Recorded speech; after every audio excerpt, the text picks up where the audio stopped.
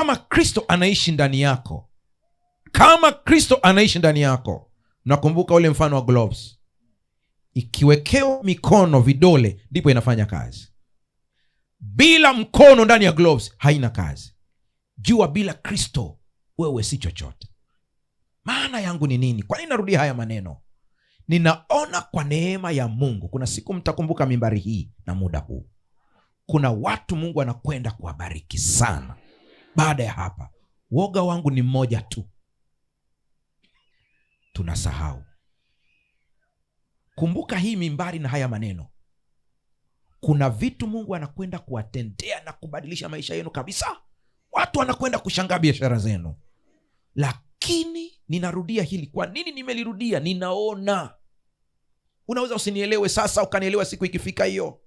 Watakuja kukuuliza siri ni nini. Midomo yako imtukuze Mungu.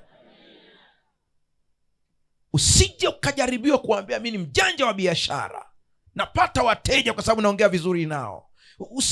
Usije ukaonekana umeanza kujenga nyumba iliyoshindikana, ukaambia najua kutunza pesa. Wapo waliotunza bado walishindwa kujenga.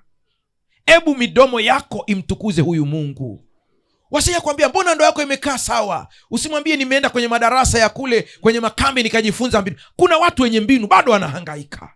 Kristo ndani yako ndiye anayetenda yote haya.